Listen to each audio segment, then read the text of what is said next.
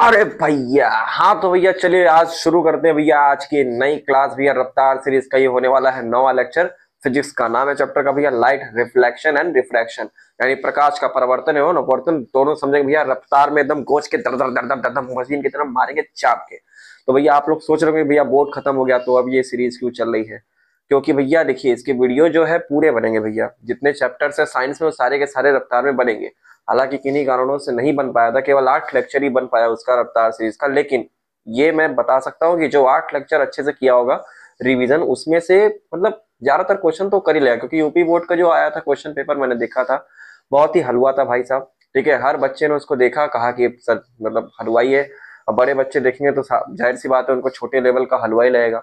लेकिन जो उस लेवल में पढ़ रहे थे उनको भी वो हलवाई लगा। कुछ कुछ बच्चे ऐसे थे जो नहीं पढ़ने वाले थे। तो भैया वो तो होता ही है, पांचों उंगलियां बराबर तो होती नहीं। ठीक है, तो एक्सेप्शन तो होते ही। लेकिन हाँ पेपर बहुत हलवा था।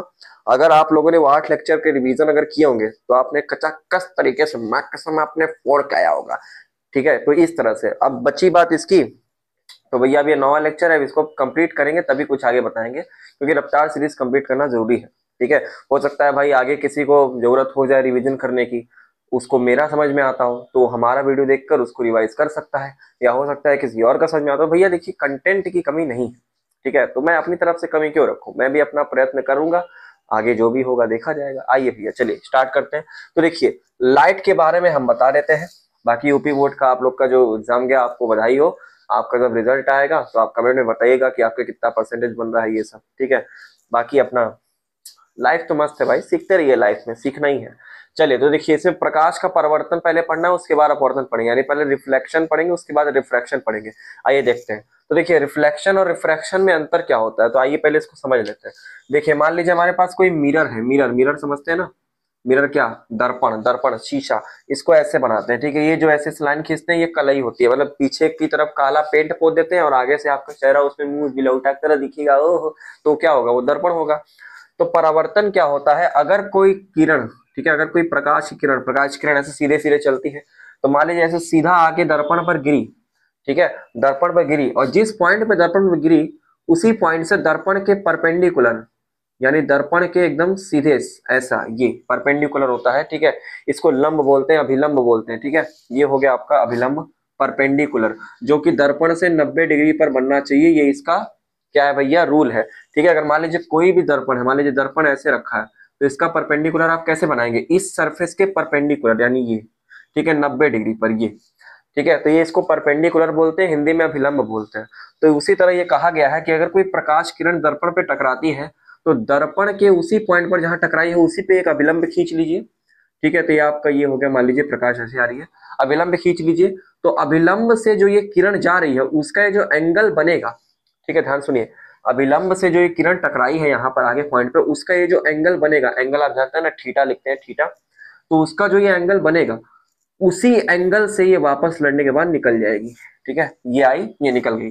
ठीक है, ये आई टाए से, ये लड़ गई टाए से। ठीक है, तो जिस एंगल से आई है उसी एंगल से धाए से निकल जाएगी। तो भैया ये हमारा अगर मान लीजिए थीटा है तो ये एंगल भी हमारा क्या होगा, थीटा ही होगा।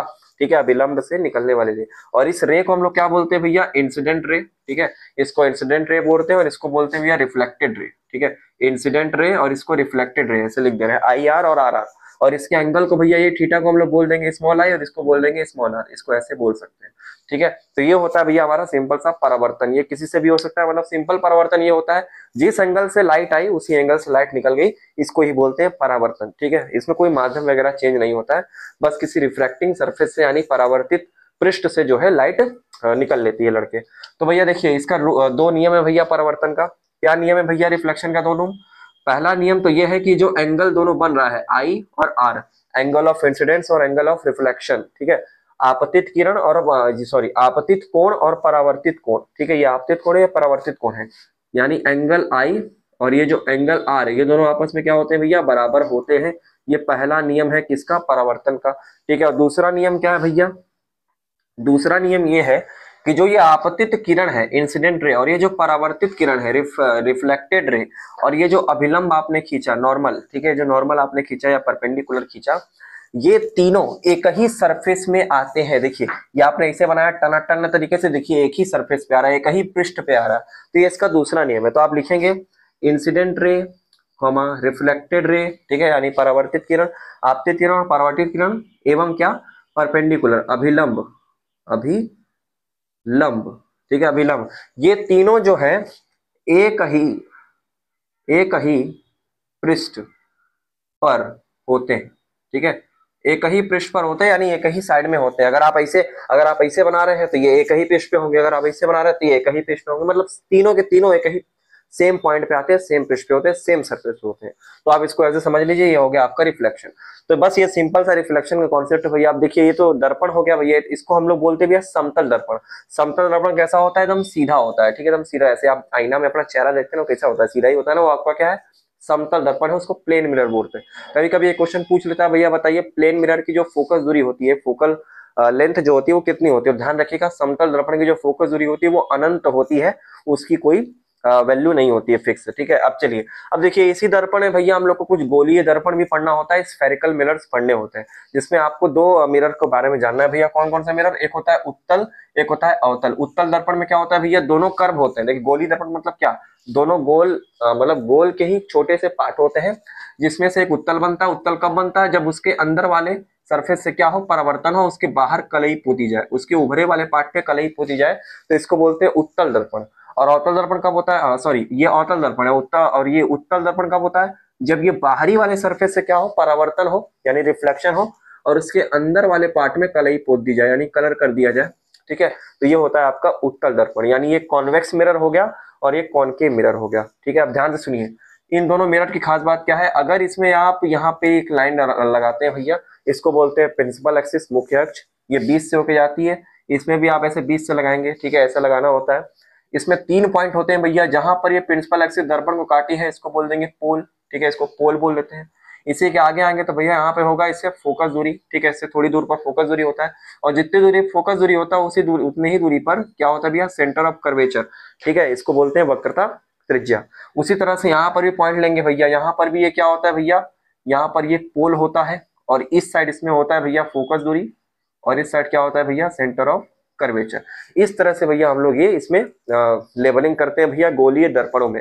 इसका रे डायग्राम कैसा बनता है भैया, तो इसका रे डायग्राम जो है, यानी किरण आरेख, कब कब किरण आके कब कब जाएगी फोकस दूरी पे। इन दोनों की फोकस दूरी अनंत नहीं होती, क्योंकि इन पे लाइट आकर लड़ती है किसी एक पॉइंट पर, तो वो फोकस दूरी बन जाती है उसकी, ठीक है, इसीलिए मैंने यहाँ फोकस दूरी मेंशन किया है। लेकिन समतल दर्पण की फोकस दूरी अनंत होती है, इसीलिए उसमें मेंशन नहीं करते, इसको ध्यान रखिएगा। अब इसका अगर आपको रे डायग्राम देखना भैया किरण आरेख, तो मैंने उसका पहले से इसी चैनल पे लेक्चर बना दिया है, आप जाके प्लेलिस्ट में देख सकते हैं, लिखा होगा मिरर एंड लेंस लेक्चर। उसमें आप जाएंगे, आपको उत्तल दर्पण, अवतल दर्पण, लेंस, सारे के किरण आरेख जो होंगे एकदम सिंपल तरीके से मैंने बताया है, जाके वहां से एकदम कचाकच माट कसम तो एकदम क्लियर कर सकता है, तो माट को छूकर टक से भी वापस नहीं आएगा। चलिए ठीक है, तो आप इसको देख सकते हैं। थोड़ा सा मैं बात बता देता हूँ इसमें कैसे करना है, देखिए कुछ रूल्स बता देते हैं। कभी होता क्या है ना, जैसे मतलब ये सीबीएसई बोर्ड में भी मैंने देखा था 10th क्लास में, तो उसमें क्वेश्चन पूछ दिया था, बताइए भैया ये रही से जा रहा है, ये रही से जा रहा है, बताइए इसमें से कौन सा सही है। क्या छुछमाछर वाला क्वेश्चन था, तो मैं कुछ रूल बता दे रहा हूँ। जैसे मान लीजिए अगर कोई किरण जो है सीधा जा रही है, सीधा जाके दर्पण पे लड़ रही है, ध्यान से सुन लीजिए, सीधा जाके दर्पण पे लड़ रही है, तो फोकस से होके आएगी, फोकस पॉइंट से होके वापस आ जाएगी, ठीक है, रिफ्लेक्टेड हो जाएगी, यानी परावर्तित हो जाएगी टर्न से, ऐसा, ठीक है, ये आप ध्यान रखिए। और अगर मान लीजिए कोई किरण कहाँ जा रही है भैया, फोकस से होके जा रही है, मान लीजिए ऐसे जा रही है, ये दूसरा मैं बना देता हूँ, मान लीजिए ऐसे है, ठीक है, इस पर मैंने शॉर्ट्स भी बनाया है भैया, वीडियो भी बनाया है, आप कुछ भी जाके देख सकते हैं। तो मान लीजिए, जैसे मान लीजिए ये फोकस है, तो अगर मान लीजिए कोई किरण ऐसे फोकस से गई, ऐसे फोकस से, ये फोकस से गई, तो भैया फोकस से जाने के बाद देखिए सीधा गई तो फोकस से गई, फोकस गई तो क्या हो जाएगी, सीधा हो जाएगी, बस काम खत्म, ये हो गया, ठीक है। और नियम क्या कहता है भैया, अगर मान लीजिए कोई किरण सेंटर ऑफ कर्वेचर से जा रही है, यानी वक्रता त्रिज्या से जाके दर्पण पे लड़ रही है, दर्पण यहाँ तक बना लेते हैं, वक्रता त्रिज्या से जाके दर्पण पे लड़ रही है, तो लड़ने के बाद उसी पाथ पर, यानी उसी पथ पर वापस चली जाएगी, ठीक है, बिना किसी रिफ्लेक्शन के, ठीक है। अगर उस पे गई तो उसी पे चलाएगी, वही लाइन फॉलो करेगी, ऐसे घचर घचर घचर घचर, ठीक है। ये सेंटर ऑफ कर्वेचर के लिए सही होगा भैया, वक्रता त्रिज्या के लिए। अच्छा, एक और केस बनता है इसमें भैया पोल से, ठीक है। अगर मान लीजिए कोई किरण पोल पे लड़ती है, पोल पे, अगर मान लीजिए कोई किरण पोल पे लगती है, तो पोल और प्रिंसिपल एक्सिस के बीच का जो एंगल बनेगा, मान लीजिए थीटा, लड़ने के बाद उसी एंगल से निकल के चली आएगी थीटा, ठीक है, ये रिफ्लेक्शन हो जाएगा एकदम सेम सेम एंगल पे, इस तरह से, ठीक है। तो ये भैया कुछ रूल्स होते हैं ये किरण आरेख खींचने का। और दर्पण की जो फोकस दूरी होती है भैया, उसको निकालने का एक फॉर्मूला होता है भैया, मिरर फॉर्मूला होता है, जिसको आपको याद करना है, 1/f = में 1/b + 1/a, यू।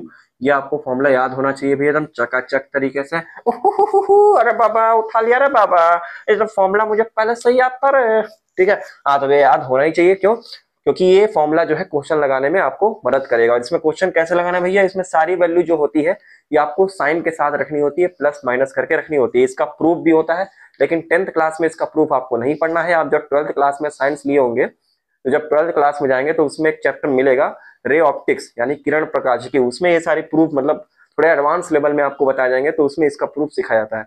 अगर आप एक्साइटेड है उसको देखने के लिए तो मैंने उसका भी लेक्चर बनाया है, आप उसको जाके देख सकते हैं। क्योंकि भैया आप तो बोर्ड खत्म हो गया तो आपके पास समय ही समय है। अगर आप साइंस लेंगे तो आपको ये सब जानना जरूरी है। ठीक है, चलिए अब तो आप 11 में जाएंगे भैया, बताइए आप लोग को। मुन्ना आप तो 11 में जा रहे हो, ठीक है।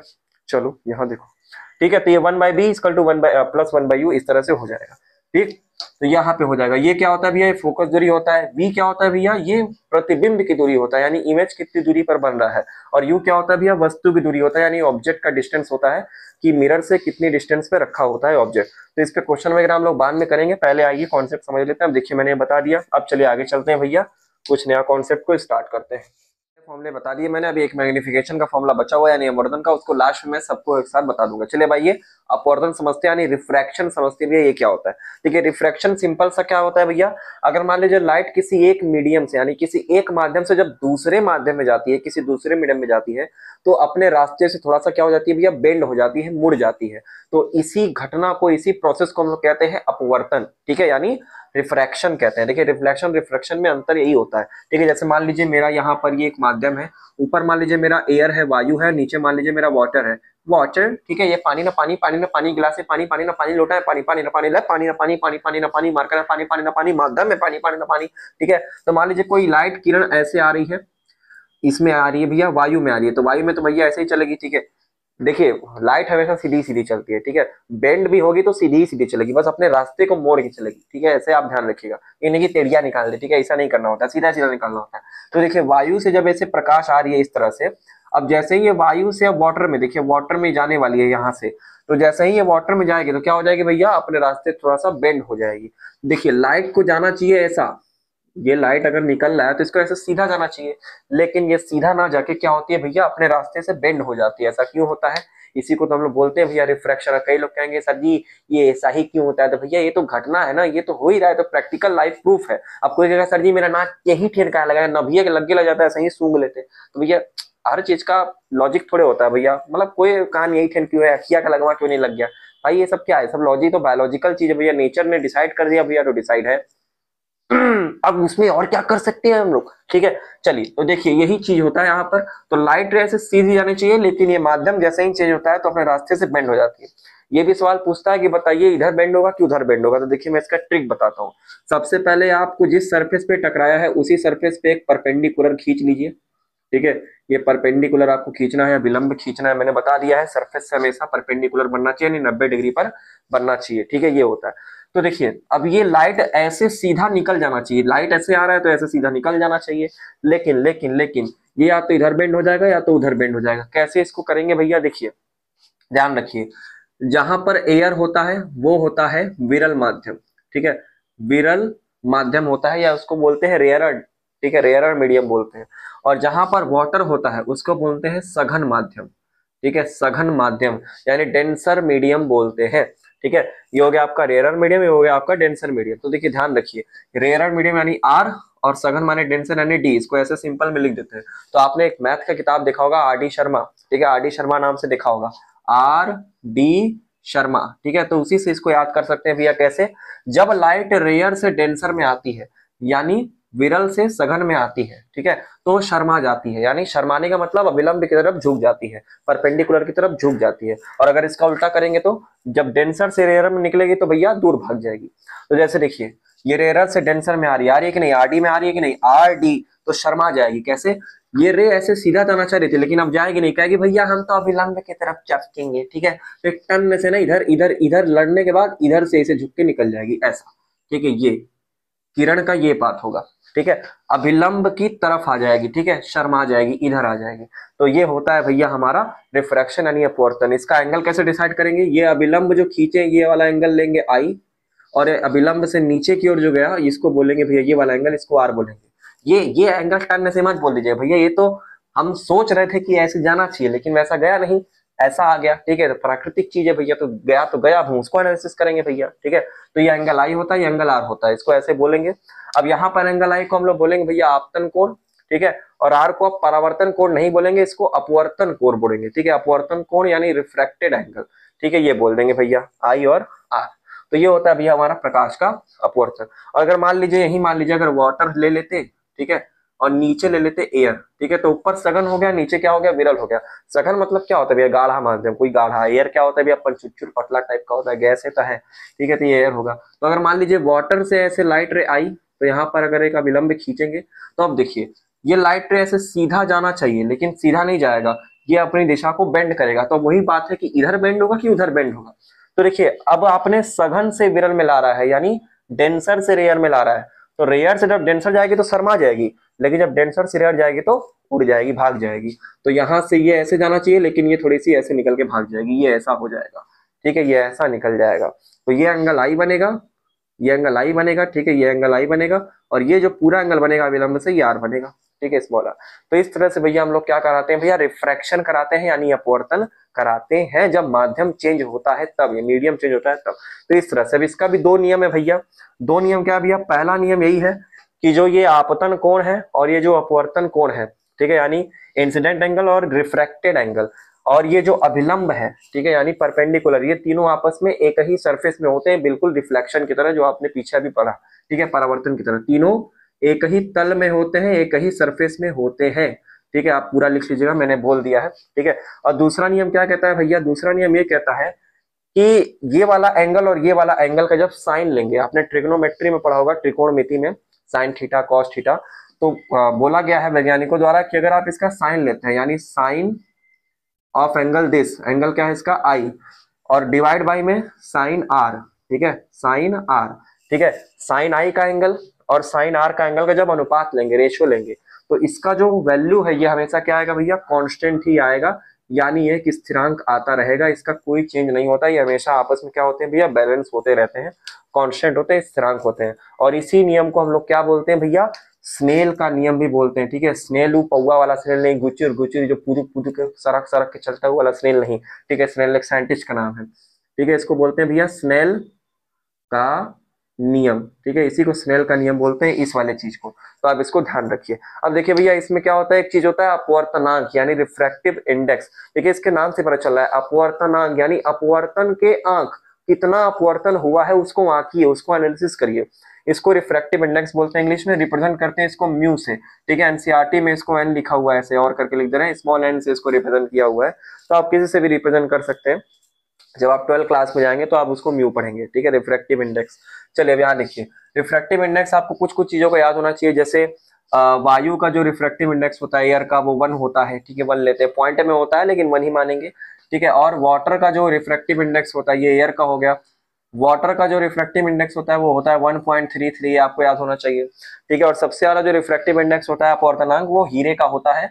तो हीरा को क्या लिखे, डायमंड। ठीक है, नड्डी लिख दे रहे हैं, एनडी। ठीक है, नड्डी नड्डी, ये हो गया हमारा डायमंड। डायमंड का सबसे ज्यादा रिफ्रैक्टिव इंडेक्स होता है भैया, कितना होता है, 2.42 के करीब होता है, ये आपको ध्यान रखना है। ठीक है, तो ये 3 वैल्यू आप ध्यान रखेंगे, आपका क्वेश्चन चकाचक तरीके से हिलेगा। चलिए, तो इस तरह से आपको देखना होता है। अब इसका फॉर्मूला क्या होता है भैया, इसका फॉर्मूला देख लीजिए। जैसे मान लीजिए किसी माध्यम में, किसी मीडियम में प्रकाश जा रहा है, किसी दूसरे मीडियम में प्रवेश कर रहा है, तो मान लीजिए मैं लिख रहा हूं n पहले माध्यम का दूसरे माध्यम से। ठीक है, ऐसे आपको क्वेश्चन मिलेगा, n पहला माध्यम से दूसरे माध्यम में, तो आपको क्या करना पड़ेगा, कैसे निकालना पड़ेगा, जो बाद में लिखे हैं वो ऊपर रहेगा, यानी दूसरे में लाइट का स्पीड, दूसरे माध्यम में प्रकाश की चाल, प्रकाश की चाल बटे में, और जो पहले लिखे उसको नीचे लिखेंगे, पहले माध्यम में प्रकाश की चाल। ठीक है, प्रकाश की चाल मतलब क्या, लाइट की स्पीड कितनी है। तो ये देखिए एयर में लाइट की स्पीड कितनी होती है, या वैक्यूम में कितनी होती है, वायु में 3 × में 10⁸ मीटर पर सेकेंड, ये तो फिक्स होता है। लेकिन अगर अलग अलग मीडियम में जाने में भैया गाढ़ा पतला होता रहता है, तो भैया थोड़ा सा लुसुर लुसुर चल के करेगा वो प्रकाश, तो उसकी स्पीड में कुछ क्या आती रहेगी भैया, कम ज्यादा होता रहेगा। इसीलिए अलग अलग माध्यम में प्रकाश की चाल अलग अलग होती है। अब सब में सेम रहेगा तो भैया 1 नहीं आ जाए कट कटा के। ठीक है, तो ध्यान रखिएगा। तो अगर मान लीजिए n आप 1 से 2 का लेते हैं, तो 2 का प्रकाश की चाल ऊपर लिखेंगे, बटे में 1 का प्रकाश की चाल नीचे करेंगे। अब इसकी जो वैल्यू आएगी अब यहाँ पे आप लिख सकते हैं। ये केवल नंबर में वैल्यू आती है, इसका कोई मात्रक नहीं होता है, कोई यूनिट नहीं होता है। और अगर मान लीजिए वही आप लेते हैं अपवर्तनांक दूसरे का 1, ठीक है, दूसरे माध्यम का पहले माध्यम से, तो जो बाद में लिख रहे हैं उसको ऊपर रखेंगे, यानी पहले में प्रकाश की चाल, ठीक है, पहले में प्रकाश की चाल बटे में जो पहले लिखे उसको नीचे रखेंगे, दूसरे में प्रकाश की चाल, ठीक है। इस तरह से आप ये फॉर्मूला लगा के अपवर्तनांक निकाल सकते हैं, रिफ्रैक्टिव इंडेक्स। लेकिन अगर मान लीजिए किसी एक माध्यम में वायु दिया गया है या निर्वात दिया गया है, वैक्यूम दिया गया है, तब तो भैया आपका काम आसान हो जाएगा। उसका एक के जन्मजुग्गी फॉर्मूला है n बराबर में C/b। ये आपको फॉर्मूला लगाना है कब, जब किसी एक माध्यम में वायु दिया है आपको, ठीक है, एयर दिया है, तो एयर वाला ऊपर रखेंगे C, ठीक है, और नीचे रखेंगे वो माध्यम की प्रकाश की चाल जिसमें से आ रहा है। जैसे मान लीजिए एयर से वाटर में जा रहा है, तो एयर का प्रकाश की चाल ऊपर रखेंगे, कितना होता है इसका वैल्यू, ये वैल्यू तो हमेशा फिक्स रहता है, कितना होता है 3 इंटू में 10⁸ मीटर पर सेकेंड, ठीक है, ये होता है। और माध्यम में प्रकाश की चाल आपको कुछ दे देगा, तो आप दोनों वैल्यू रख के काट के निकाल के इसका एन की वैल्यू क्या कर सकते हैं भैया, निकाल सकते हैं। तो इस तरह से भैया ये हमारा क्वेश्चन सॉल्व होता है। ये वाला फॉर्मूला कब लगाना है, जब किसी एयर की बात करें तब। अगर एयर की बात ना करके किसी अलग अलग माध्यम की बात करें तो आपको ऐसे फॉर्मूला लगा के चलना पड़ेगा, 1 2 1 2 2 1 2 1 ऐसे ऐसे करके। चलिए, तो ये अपवर्तन भैया आपका कंप्लीट हुआ। अब देखिए अपवर्तन है भैया, इसमें गोलीय दर्पण, सॉरी गोलीय दर्पण कह रहे हैं भैया, उसमें तो परावर्तन होता है। अपवर्तन लेंस से होता है, ठीक है, लेंस। तो भैया लेंस कितने तरीके के होते हैं भैया, 2 तरीके के लेंस होते हैं आपके पास। एक होता है भैया आपका उत्तल लेंस, जो कि इस तरह से दिखता है, किनारों पर पतला होता है, बीच में मोटा होता है, ये उत्तल लेंस होता है, कॉन्वेक्स लेंस। और एक होता है भैया अवतल लेंस। अवतल लेंस कैसा होता है भैया, डमरू जैसा होता है, इस तरह से किनारों पर चौड़ा होगा, बीच में पतला होगा, तो इसको बोलते हैं भैया अवतल लेंस यानी कॉनकेव लेंस। इसका भी जो किरण आरेख है भैया, रे डायग्राम है, इसको मैंने उसी लेक्चर में बता दिया है जिसमें मिरर का बताया है। आप जाके वहां से पूरा अच्छे से एनालिसिस कर सकते हैं भैया इसके रे डायग्राम, कोई दिक्कत नहीं है, मजा आ जाएगा आपको, ठीक है। बाकी उसमें चीजें वही है भैया, इसके कुछ कुछ रूल्स क्या है भैया, आपको रूल बता देते हैं। इसमें प्रिंसिपल एक्सिस लेनी होती है भैया, यहाँ पर इसको ऑप्टिकल सेंटर होता है, इधर होता है आपका F1, इसके इतनी ही दूरी पर होगा भैया 2F1, ठीक है, मैंने सारी चीजें वहां एक्सप्लेन की है। इधर होता है भैया आपका F2, ठीक है, इसके इतनी दूरी पर होता है भैया 2F2, ठीक है, इस तरह से होता है।